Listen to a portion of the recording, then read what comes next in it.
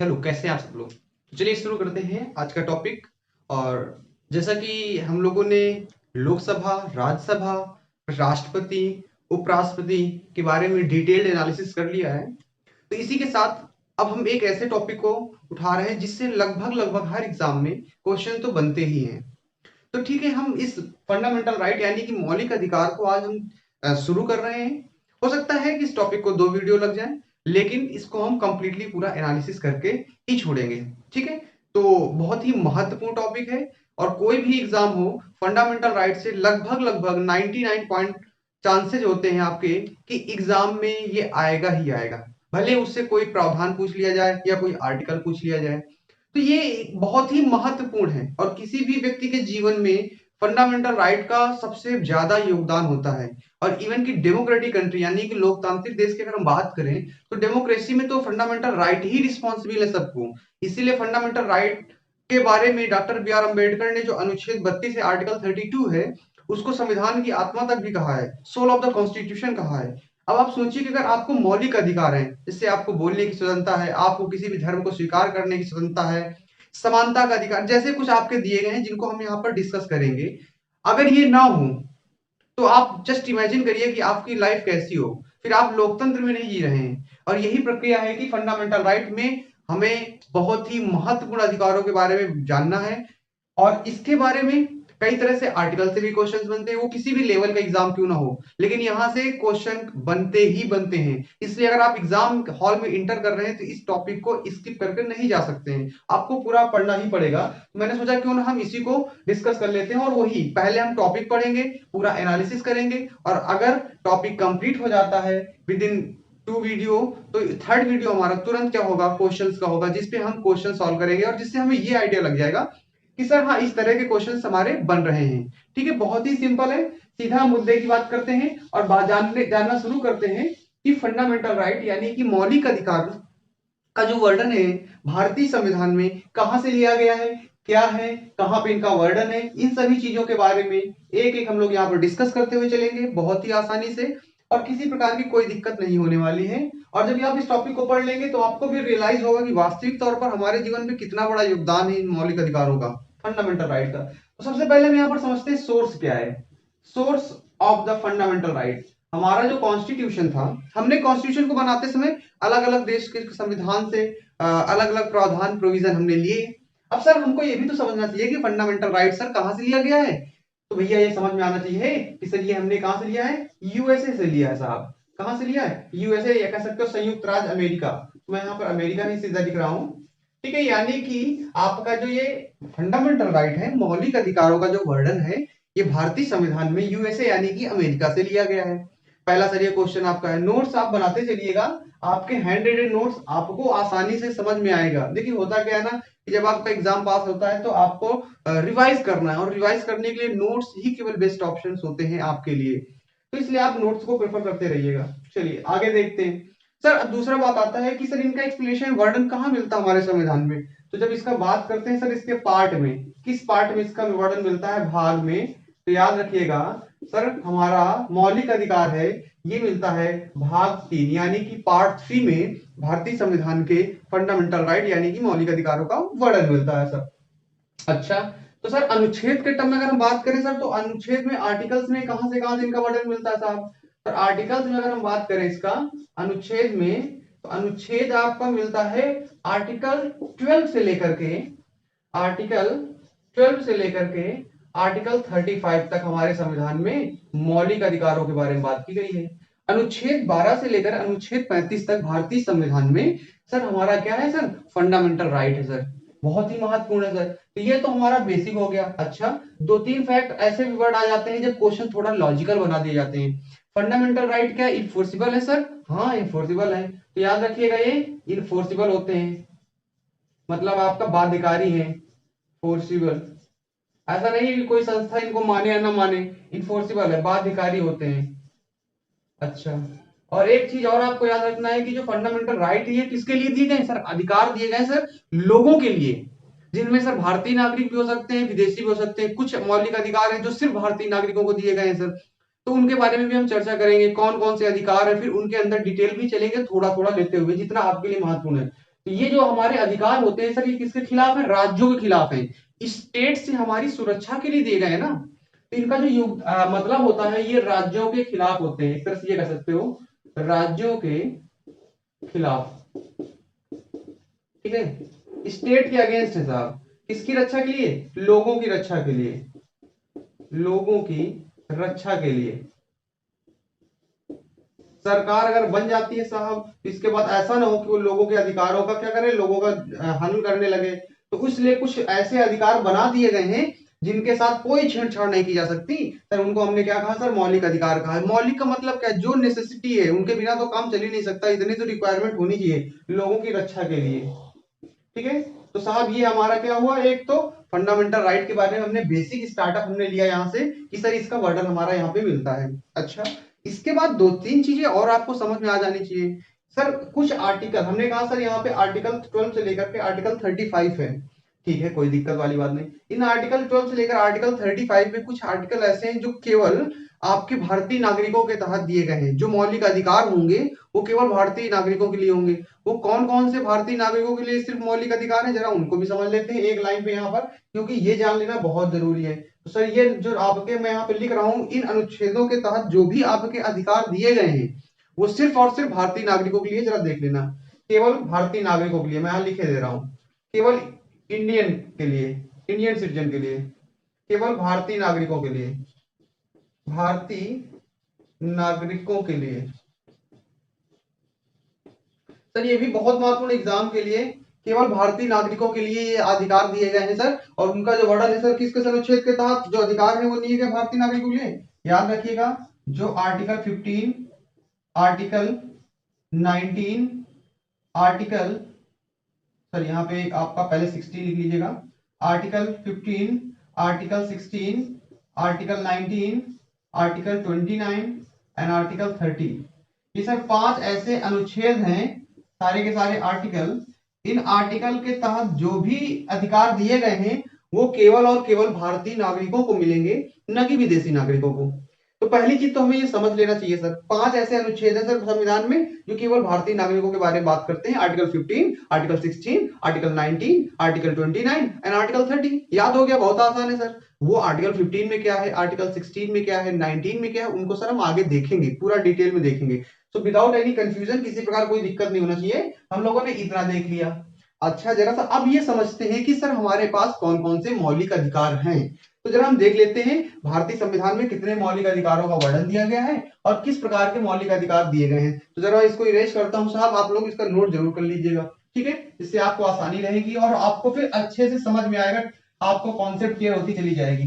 तो हमारे पास सर जब संविधान बना, जब संविधान बनकर निर्माण हुआ, तो फिर हमारे पास जो मौलिक अधिकार थे साहब 7 थे मूलतः। लेकिन एक मौलिक अधिकार समय के साथ हमने क्या किया सर, इसको हमने परिवर्तन करना चालू किया। अब जरा यहां से हम समझते हैं। देखिए मूलतः की हम बात करते हैं, मूलतः जब हमारा कॉन्स्टिट्यूशन बना फंडामेंटल के दौरान, तो हमारे पास 7 मौलिक अधिकार थे, 7 फंडामेंटल राइट थे, 7 मौलिक अधिकार। लेकिन इन 7 में से अधिकार, एक अधिकार को हमने हटा दिया। लेकिन वर्तमान में कितने साहब? वर्तमान में सर 6 मौलिक अधिकार हैं। वर्तमान में कितने हैं सर? 6 मौलिक अधिकार। ठीक है, अच्छा 6 मौलिक अधिकार। तो साहब क्वेश्चन ये बनता है कि एक जो मौलिक अधिकार कम हो रहा है वो कहां चला गया? क्वेश्चन तो सीधा सीधा बन रहा है। तो सर जी वो अधिकार जो था एक, उसको हमने क्या कर दिया? हटा दिया। तो इसमें से एक अधिकार जो था वो हमने माइनस कर दिया। और वो कौन सा अधिकार था? संपत्ति का अधिकार जो था ना सर, राइट टू प्रॉपर्टी, संपत्ति का अधिकार। वो पहले एक फंडामेंटल राइट था, संपत्ति का अधिकार, right to property. right to property was a fundamental right, but at right now it is not a fundamental right, it is a legal right. ये कौन सा बन गया सर अधिकार? अब ये संपत्ति का अधिकार एक फंडामेंटल राइट ना होकर के किस प्रकार का अधिकार हो गया सर? कानूनी अधिकार हो गया। लेकिन अब हटाया गया है, तो कोई ना कोई संविधान संशोधन किया गया होगा। तो जो संविधान संशोधन था, याद रखिएगा 44th कॉन्स्टिट्यूशनल अमेंडमेंट, संविधान संशोधन हमने किया अपने संविधान में, संविधान संशोधन। अब संविधान संशोधन किया गया है तो साहब ये भी क्लियर किया गया होगा, कब किया गया? 1978 में। सर इस संशोधन के माध्यम से संपत्ति के अधिकार को मौलिक अधिकार के रूप से हटा दिया गया। क्या कर दिया गया सर? हटा दिया। और हटाने के बाद इसको हमने क्या बना दिया सर? एक कानूनी अधिकार बना दिया। और कानूनी अधिकार का एक हमने दर्जा दे दिया साहब इसको। क्या बन गया सर? ये कानूनी अधिकार। देखिए बिना बात के हम सीधा सीधा यहाँ मुद्दे की बात कर रहे हैं और यहाँ सिर्फ आपको मटेरियल मिलेगा पढ़ाई का, कोई फालतू की बात नहीं मिलेगी। कानूनी अधिकार बना दिया गया। अब एक कैसा अधिकार है सर? संपत्ति का अधिकार एक कानूनी अधिकार है। और कानूनी अधिकार बनाया तो गया लेकिन कहीं ना कहीं तो इसको भी रखा होगा हमने संविधान में। तो सर इसको हमने रख दिया आर्टिकल किसमें जाकर के? आर्टिकल 300A के तहत हमने क्या कर दिया सर? इसको रख दिया। और अब संपत्ति का अधिकार एक कानूनी अधिकार है जिसका वर्णन संविधान के अनुच्छेद 301 के तहत मिलता है। इससे पहले यह एक मौलिक अधिकार था। और किस अनुच्छेद के तहत संपत्ति का अधिकार वर्णन मिलता था सर? आर्टिकल 31 के तहत मिलता था। ठीक है, ये भी आपका माइंड में रखिएगा। लेकिन अब मूलतः संविधान में कितने मौलिक अधिकार बचे हैं सर? 6 मौलिक अधिकार बचे हुए हैं। तो सर अब हम उसको भी समझ लेते हैं कि 6 मौलिक अधिकार कौन से हैं। ठीक है, ये आपका क्लियर हो गया? इतना क्लियर हो रहा है? अगर क्लियर हो रहा है तो आप कमेंट में बताते जाए कि आपको समझ में आ रहा है कि नहीं आ रहा है, कहाँ पे दिक्कत जा रही है समझने में। और जो दिक्कतें जा रही हैं उनको यहाँ पर सॉल्यूशन को नेक्स्ट वीडियो में प्रयास करेंगे वो हम उस पर सुधार करें और बेटर करने का प्रयास करें कि आपको अंडरस्टैंडिंग बनती चली जाए। ठीक है, बस एक चीज है कि आप इसको नोट करेंगे तभी देखिए आपको चीजें समझ में आना शुरू होंगी। हाँ, नहीं भी नोट कर रहे हैं तो स्क्रीनशॉट ले लीजिए। अगर आप कॉपी पेन नहीं यूज कर रहे हैं कोई दिक्कत वाली बात नहीं है, लेकिन आपके पास होना चाहिए जिससे कि दोबारा आप रिवीजन, अगर नहीं भी नोट कर रहे हैं तो आप दोबारा वीडियो देख लेंगे तो क्लियर हो जाएगा, कोई दिक्कत वाली बात नहीं। देखिए अब हम बात करेंगे सीधा सीधा मौलिक अधिकारों के बारे में कि भारतीय संविधान में कितने मौलिक अधिकारों का वर्णन मिलता है।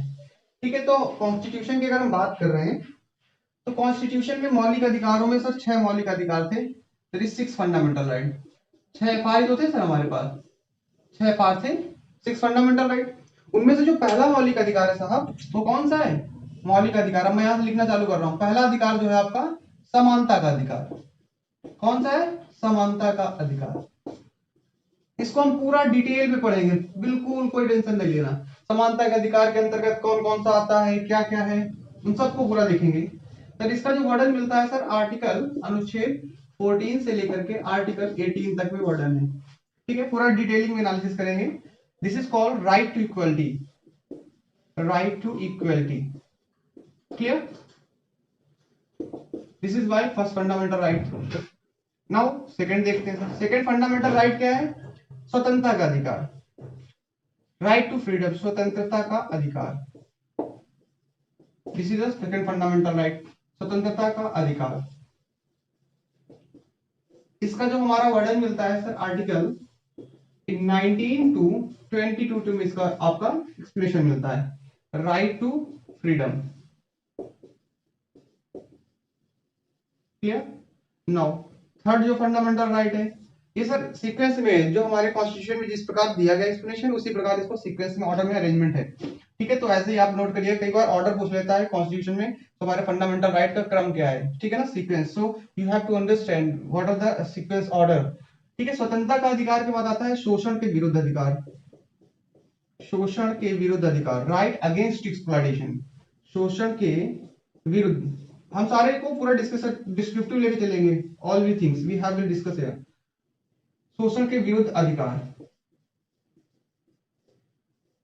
The article has been given 23 to 24।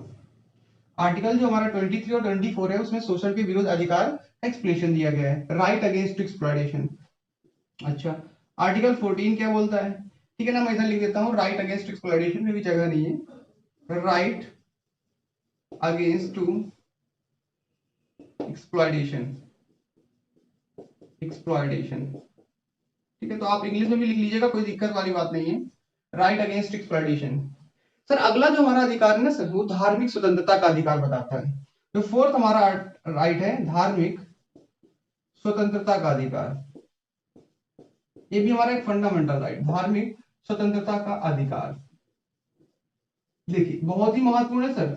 Love जिहाद का मामला उठता रहता है, धर्म परिवर्तन का मामला उठता रहता है, क्या आप कोई भी धर्म अपना सकते हैं, ये क्या मौलिक अधिकार है?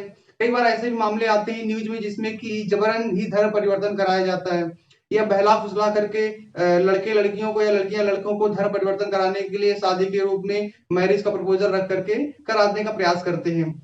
इसमें कई कंडीशंस हैं। अब वही की चीज है ना, धर्म परिवर्तन में कोई दिक्कत नहीं, लेकिन जब जबरन कराया जाएगा या इन्फोर्स किया जा रहा है या किसी रूप से मैनिपुलेट किया जा रहा है तो फिर यहाँ पर प्रॉब्लम्स क्रिएट होना शुरू हो जाती हैं।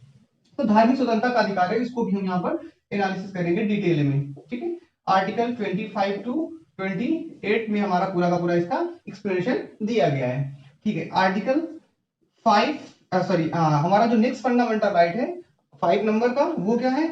सांस्कृतिक। ये थोड़ा सा इंपॉर्टेंट है एग्जाम पॉइंट ऑफ व्यू से, काफी ज्यादा एग्जाम से क्वेश्चन बनते हैं इसे। सांस्कृतिक और शिक्षा संबंधी अधिकार। ठीक है, शिक्षा संबंधी अधिकार, इसका वर्णन हमारे आर्टिकल में दिया गया सर, आर्टिकल 29 और आर्टिकल 30 में दिया गया है। बहुत आसान है सर, इसको अगर हम इंग्लिश में लिखना चाहें लिख लेंगे सर, बहुत आसान है। कल्चरल एंड एजुकेशनल राइट,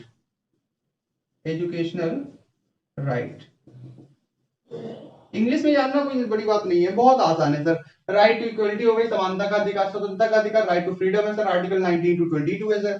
शोषण के विरुद्ध अधिकार, आर्टिकल 23 से 24 हो गया। धार्मिक स्वतंत्रता का अधिकार सर, आर्टिकल 25 टू 28 हो गया। सांस्कृतिक और शिक्षा संबंधी अधिकार, आर्टिकल 29 टू 30 हो गया सर, इसको कल्चर एंड एजुकेशनल राइट बोलते हैं सर। ये 5 अधिकार हो गया सर। छठा मौलिक अधिकार जो हमारा है वो है सर संवैधानिक उपचार का अधिकार, और सबसे महत्वपूर्ण अधिकार यही है सर, संवैधानिक उपचार का अधिकार। संवैधानिक उपचार का अधिकार, इसको डॉक्टर बी आर अम्बेडकर ने संविधान की आत्मा तक कहा है, संवैधानिक उपचार का अधिकार। ठीक है, इसका वर्णन जो हमारे संविधान में आर्टिकल 32 में मिलता है, आर्टिकल 32। ठीक है, राइट टू कॉन्स्टिट्यूशनल रेमेडी कहा जाता है इसको, राइट टू कॉन्स्टिट्यूशनल रेमेडी, संवैधानिक उपचार का अधिकार। ये हमारे 6 फंडामेंटल राइट थे। आई होप कि आपको पहले तो ये 6 फंडामेंटल राइट क्लियर हो गए और किस अनुच्छेद के तहत इनका वर्णन दिया गया। आपसे सीधा प्रश्न पूछ लिया जाएगा कि बताइए कि स्वतंत्रता का अधिकार का वर्णन कहां मिलता है। अब स्वतंत्रता का अधिकार का वर्णन सर आर्टिकल 19 से लेकर के आर्टिकल 22 तक में हमारे आर्टिकल में दिया गया है। एक क्वेश्चन सीधा सीधा बन गया, पूछ लिया गया धार्मिक स्वतंत्रता का अधिकार का वर्णन कहां संविधान में। सर धार्मिक स्वतंत्रता का अधिकार का वर्णन कहां मिल रहा है सर, आर्टिकल 25 से लेकर के 28 में। सर सांस्कृतिक एवं शिक्षा संबंधी अधिकार का वर्णन कहां मिलता है, तो सर इसका वर्णन कहां मिल रहा है, 29 से 30 मिल रहा है। तो इस प्रकार से कई सारे ऐसे भी क्वेश्चन बनाए जा सकते हैं जो सीधा सीधा इसी फैक्ट पर होंगे। इनमें से कौन सा मौलिक अधिकार नहीं है, तो जब 6 पता होंगे तभी तो हम ये समझ पाएंगे कौन सा मौलिक अधिकार है, कौन सा मौलिक अधिकार नहीं है। अब इतने सारे आर्टिकल है 14 से लेकर के 32, लेकिन हमने संविधान जब हमने लिखा था कि मौलिक अधिकारों का जो वर्णन है सर वो तो 12 से लेकर के 35 तक था, लेकिन हमने यहाँ से 14 से लेकर के 32 तक कवर किया है। तो देखिए बहुत सिंपल है, हम यहाँ पर आर्टिकल 12 आर्टिकल 13 को भी थोड़ा सा समझेंगे कि इसमें क्या दिया गया है। कई बार आप लोग केवल ये पढ़ते हुए चले जाते हैं और आपको ये पता नहीं होता है आर्टिकल 12 से शुरू हो रहा था, लेकिन आर्टिकल 12 में है क्या, आर्टिकल 13 में क्या है। तो हम यहाँ पर जब शुरू कर रहे होंगे आर्टिकल 14 का पूरा एक्सप्लेनेशन, जिसमें हम article 14, article 15, article 16, article 17, article 18 समानता का अधिकार पूरा एनालिसिस करेंगे। उससे पहले हम लोग आर्टिकल 12 और आर्टिकल 13 के बारे में भी देख लेंगे। और आर्टिकल देखिए 32 तक जा रहा है, संवैधानिक उपचार का अधिकार, राइट टू कॉन्स्टिट्यूशनल रेमेडी। इसके बाद 33, 34, 35 आता है, उसको भी लास्ट में पढ़ लेंगे। ठीक है, अभी आप लोग इसको नोट कर लीजिए और इसके बाद हम इस बात करते हैं समानता के अधिकार के बारे में, जिससे पहले हम थोड़ा सा देखेंगे आर्टिकल 32 और आर्टिकल 12 एंड आर्टिकल 13 के बारे में। ठीक है, तो मैं इसको इरेज कर देता हूं। देखिए आप लोग मजा आ रहा हो तो आप लोग कमेंट करके बताते रहा करिए, और अच्छा लगता है जब आप लोग कमेंट करते हैं। ठीक है, और बस इसी उत्साह के साथ पढ़ते रहिए, एंजॉय के साथ में। पढ़ाई हमेशा एंजॉय के साथ करिए, वरना फिर वो बोरिंग हो जाएगी, तो फिर मजा नहीं आने वाला आपको। और अगर मजा नहीं आ रहा पढ़ाई में ना, तो फिर वो समझ में भी नहीं आएंगी चीजें, और जब समझ में नहीं आती फिर ही लगता है कि यार कैसा यार रटना पड़ रहा है। रटने की आवश्यकता नहीं है, समझ के पढ़िए सब चीजों को, तो आपको आसानी से याद भी हो जाएंगी और इंटरेस्ट भी जनरेट हो जाएगा पढ़ाई में। सिर्फ रटने का प्रयास करेंगे तो चीजें काम नहीं होने वाली भी। या कंपटीशन है, समझ लो, सीधा सा फंडा है। यहाँ पे ऐसे नहीं काम चलने वाला, आपको कॉन्सेप्ट क्लैरिटी लेके चलनी ही पड़ेगी। हाँ कुछ चीजें हैं जिनको आप रट के काम चला सकते हो।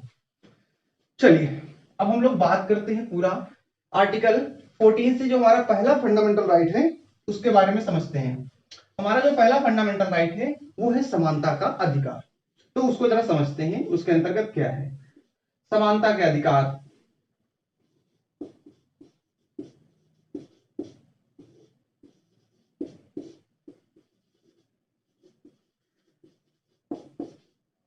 देखिए राइट टू इक्वलिटी,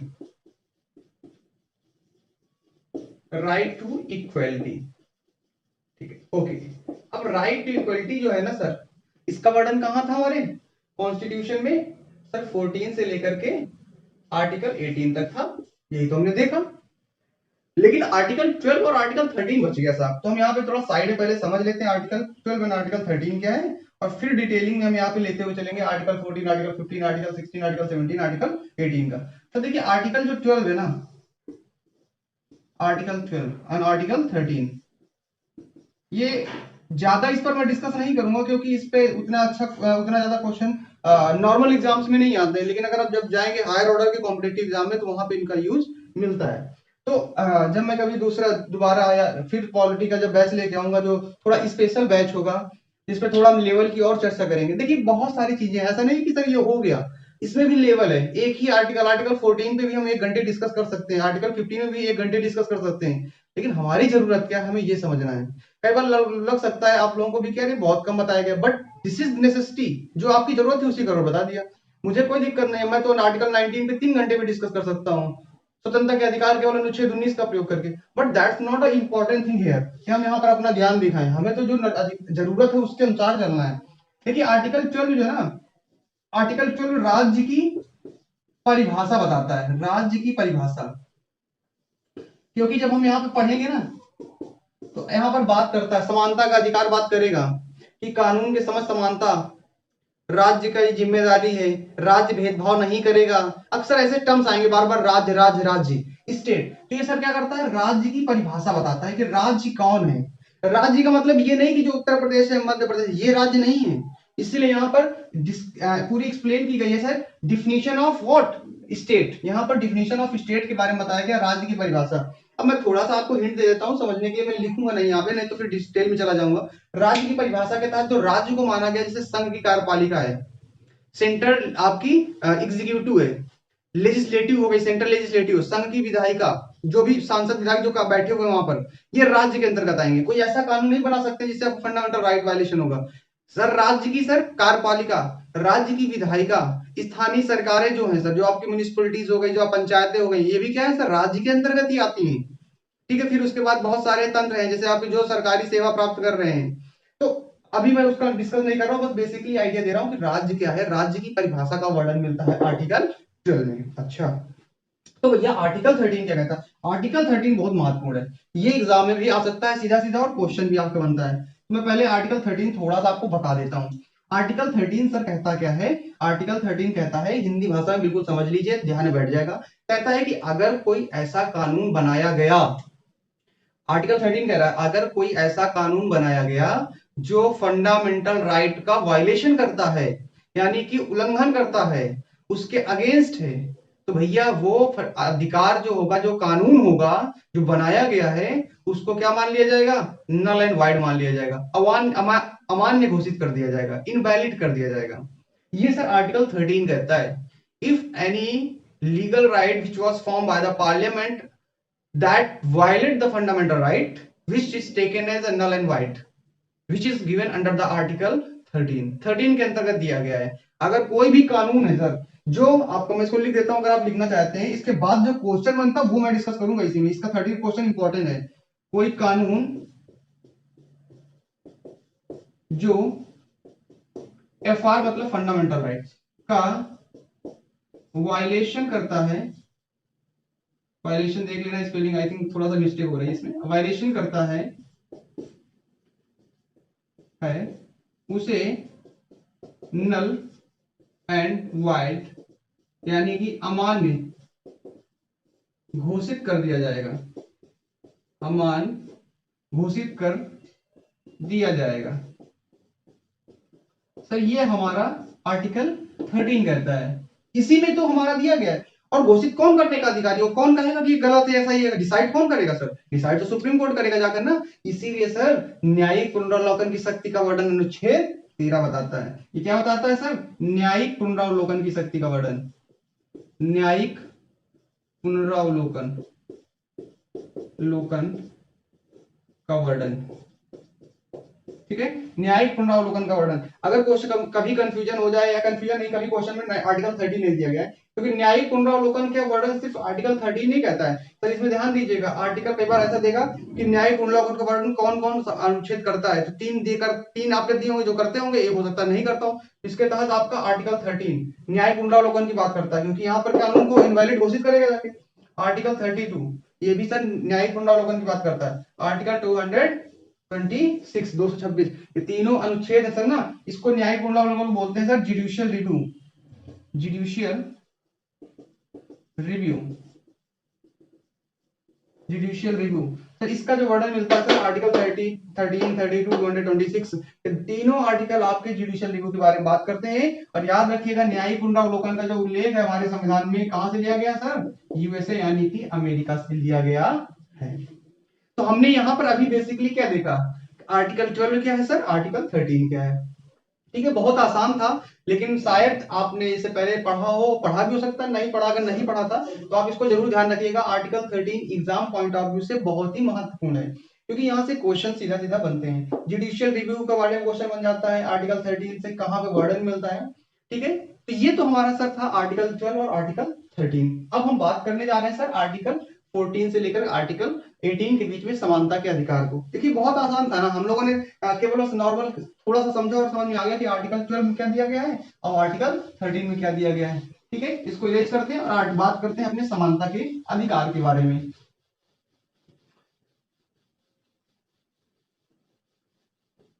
और हम पूरे डिटेलिंग के साथ फंडामेंटल राइट पढ़ेंगे, क्योंकि ये याद रखिएगा फंडामेंटल राइट से मैंने बोला ना कि एग्जाम में क्वेश्चन बहुत बनते हैं।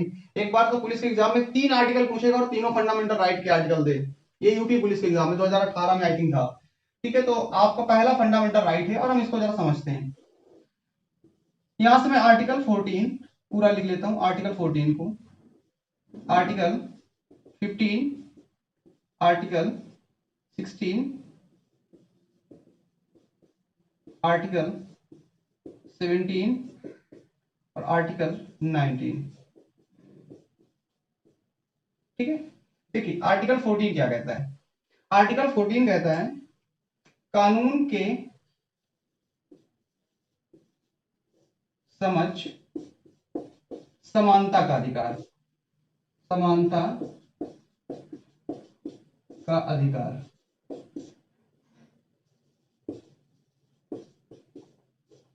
राइट टू इक्वलिटी के तहत जो पहला आर्टिकल है वो बोलता है कानून के समक्ष समानता का अधिकार। ठीक है, समानता का, equality in the eyes of law, यही तो मतलब है। एक्चुअली में इसके बारे में थोड़ा सा भी डिटेल ले लेंगे, चाहे अभी साइड में ले लेते पहले ही। देखिए कानून के साथ समानता का अधिकार के तहत यहाँ पर 2 कंडीशन, ये क्या बोल रहा है, इसका मतलब क्या है, सबको हम समझते चलते हैं ना।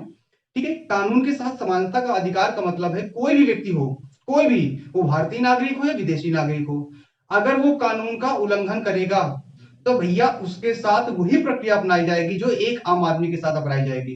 वो अमीर हो, गरीब हो, किसी भी धर्म का हो, किसी भी जाति का हो, इससे कोई फर्क नहीं पड़ता, सभी के साथ में समान रूप से व्यवहार किया जाएगा अगर वो कानून का उल्लंघन करता है। तो यानी कि रूल ऑफ लॉ का जो इस्टेब्लिशमेंट करता है, कानून का शासन जो है ना, वो कौन तय करता है, अनुच्छेद 14 कर रहा है, कानून के साथ समानता का अधिकार बात करता है। रूल ऑफ लॉ, ये कॉन्सेप्ट यहां से निकल के आ रहा है। रूल ऑफ लॉ का मतलब क्या होता है, कानून का शासन,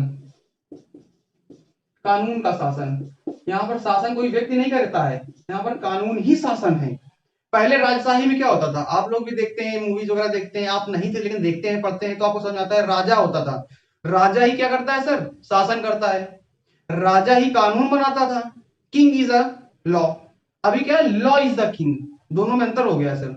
और राजा ही निर्णय देता था, सुप्रीम कोर्ट भी राजा बन जाता था, सरकार भी राजा बन जाता था, कानून लागू करने और बनाने वाला भी राजा था, तो सब कुछ उसी के हाथ में था। यहाँ पे बढ़ चुका, यहाँ पे क्या है, रूल ऑफ लॉ, कानून ही शासन है sir, rule, law is a king, कानून के समक्ष समानता का अधिकार की बात करता है आर्टिकल 14।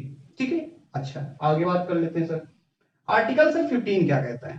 क्वेश्चन अगला बन गया सर। आर्टिकल 15 कहता है साहब कि आर्टिकल 15 के अंतर्गत ये बताया गया कि हम यहाँ पर लिख देते हैं शॉर्ट में, race, religion, caste, sex and place of birth. इसको जरा मैं आप सिंपल लिख देता हूँ, race, religion, caste, sex and place of birth. राज्य, राज्य किसी भी व्यक्ति के साथ, पूरा डिटेलिंग लिख लेते हैं, किसी भी व्यक्ति के साथ, व्यक्ति के साथ, अब व्यक्ति कैसा होगा? भारतीय नागरिक, यहां पर लिख देता हूं, राज्य किसी भी नागरिक के साथ, भारत नागरिक लिख लीजिए, क्योंकि ये जो अनुच्छेद था ना साहब, याद आ रहा होगा आर्टिकल 15 और आर्टिकल 16 भारतीय नागरिक को थे केवल, इसलिए व्यक्ति के अंतर्गत सर क्या हो जाएगा, यही अंडरलाइन करने वाली बात है, मोस्ट इंपॉर्टेंट है। किसी भी नागरिक के साथ धर्म, ठीक है, धर्म, जाति,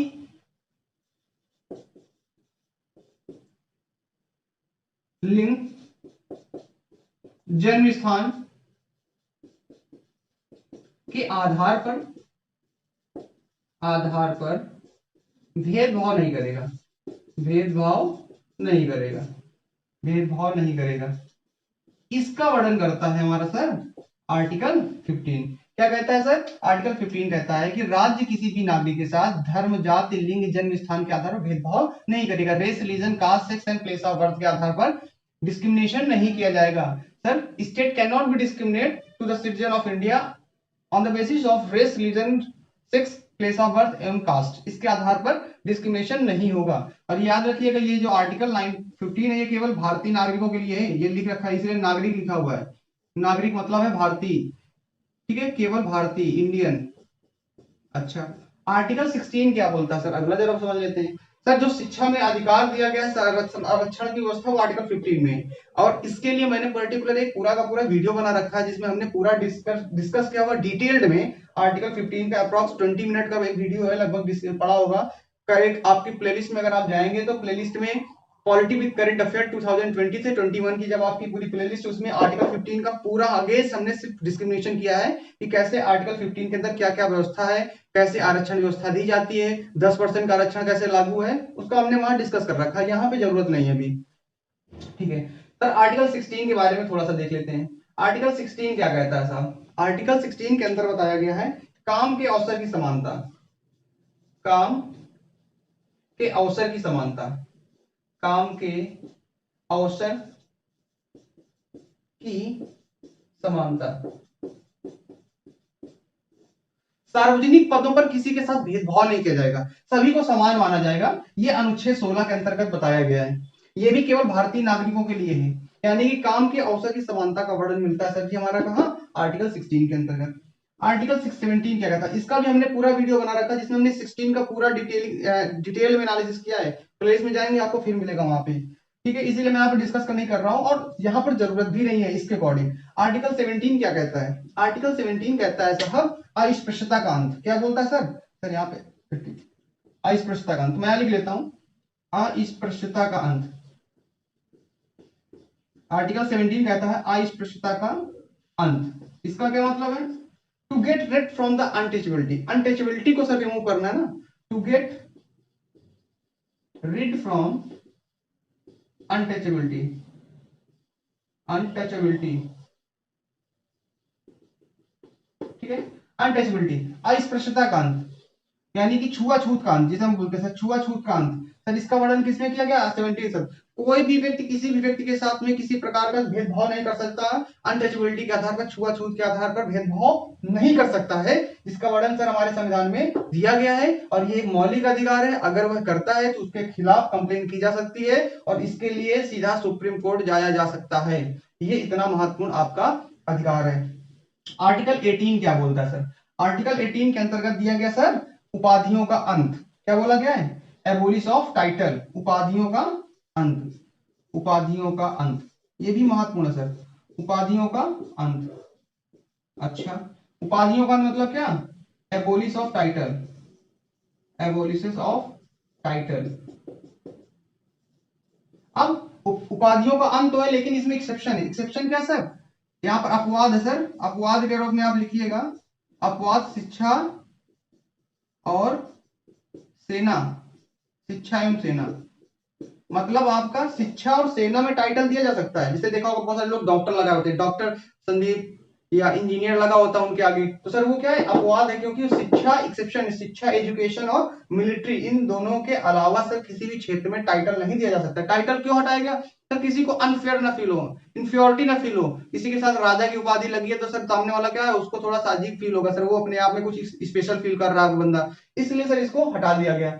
ये हमारे कानून सॉरी समानता के अधिकार के अंतर्गत हमारे दिए गए मौलिक अधिकार हैं। ठीक है, ऐसा नहीं है सर। अब जैसे क्वेश्चन इसमें बहुत सारे बनते हैं, आपको पता होने चाहिए। जैसे क्वेश्चन आर्टिकल 18 है सर, कोई भारतीय व्यक्ति है, ठीक है, सरकार नहीं दे रही, भारतीय व्यक्ति सरकार के द्वारा उपाधि नहीं ले सकता है, लेकिन अगर कोई विदेशी राज्य, कोई दूसरा देश भारतीय नागरिक को कोई टाइटल अगर देता है, तो क्या भारतीय नागरिक क्या उसे गेन कर सकता है? Question number 1। अब आपको इसको कमेंट करके बताना है कि सर कैसा है। अच्छा, बहुत सारे आपने देखा होगा एम्बेसी में, यानी कि विदेशी लोग हैं जो भारत सरकार के अंतर्गत काम कर रहे हैं सरकारी पदों में। तो अगर कोई विदेशी व्यक्ति है जो टाइटल लिए हुए उस देश में वो व्यवस्था है, लेकिन भारत में काम कर रहा है, तो क्या वो टाइटल को गेन करके काम कर सकता है या नहीं? इस पर भी आपका क्वेश्चन एक बन जाता है, इसको भी कमेंट करके बताइएगा। तो इस प्रकार से आपके ये फंडामेंटल राइट का हमने बेसिक स्टार्टअप पूरा समझ लिया, कैसे वर्णन है, और आर्टिकल 14 से लेकर के आर्टिकल 18 तक का पूरा समानता का अधिकार हमने अच्छे से समाप्त किया है। और इसके बाद हम अगले वीडियो में मौलिक अधिकारों का लगभग बचे हुए, क्योंकि हमको वहां डिटेलिंग समझना नहीं है, हमें सीधा बात करने हैं, तो हम सभी बचे हुए अनुच्छेद को लेकर के सभी मौलिक अधिकारों को वहां से अच्छे से समझेंगे और कोई दिक्कत नहीं होगा, और उसके बाद क्वेश्चन सॉल्व कर लेंगे। और इस प्रकार हमारा मौलिक अधिकार का अच्छे से वीडियो अच्छे से क्लियर हो जाएगा, टॉपिक भी फिनिश हो जाएगा और समझ में आ जाएगी क्वेश्चन क्या बनते हैं। अगर आपको ये वीडियो समझ में आया हो, अच्छा लगा हो, तो आप कमेंट जरूर करें, शेयर जरूर करें और लाइक जरूर करें। मिलते हैं अगले वीडियो में।